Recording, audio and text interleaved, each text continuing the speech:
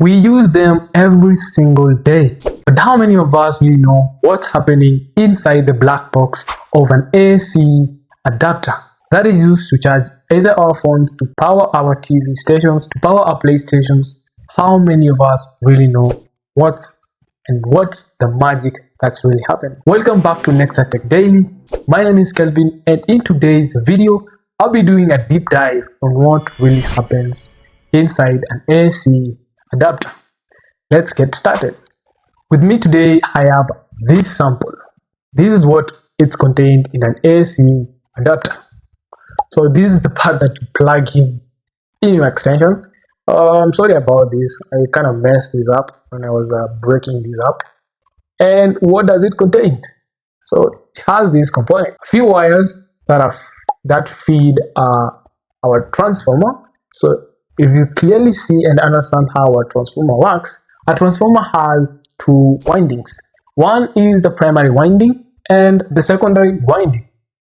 So depending on the turns ratio, the number of turns in the primary winding and the number of turns in the secondary winding, a transformer can either be considered as either a step up or a step down transformer. And in our transformer right here, this has to be a step down transformer.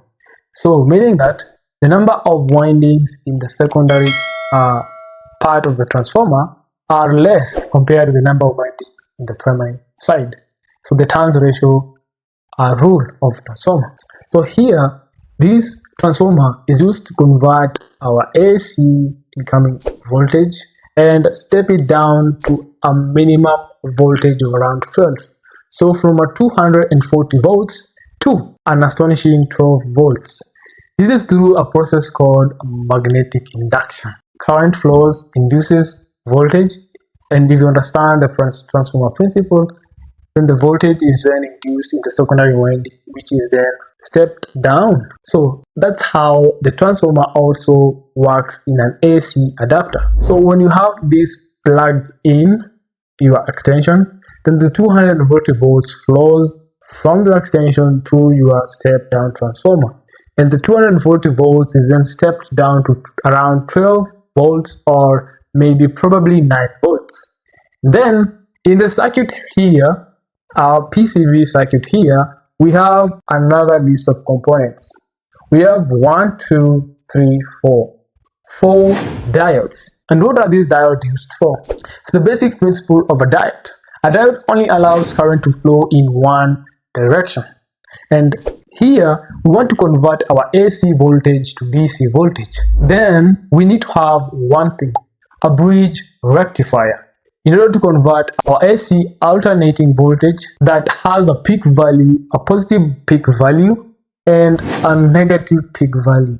So it's alternating and changing directions. So we don't want our voltage to move from a peak value to 0 and from a 0 value to a negative value while changing direction. So we need to have a steady voltage, and that's why in electronics we use DC voltage.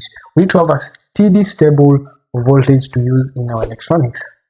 So that's why we use this bridge rectifier. So this full wave bridge rectifier, it converts both halves, the positive half of our AC voltage to a DC voltage, and also the bottom half to a DC voltage. So it enables us to have a steady DC signal, a steady DC voltage for our electronic components. Before the voltage reaches our electronic components, it must pass through a capacitor.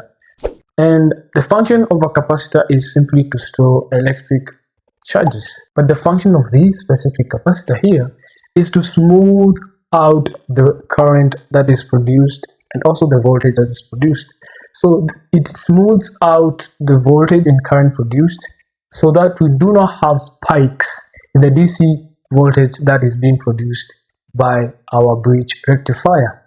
So when the voltage now is being supplied to our electronic components or the load side, then it doesn't have a peak voltage and a minimum voltage at some point. Capacitor just levels out the voltage by smoothing it to be able to be used in our electronic components. Basically, this circuit has enabled us to use the same amount of power but under different ratios. AC converted to DC, then used in our electronic components. So remember, subscribe to Next Tech Daily and drop a link in the comment section.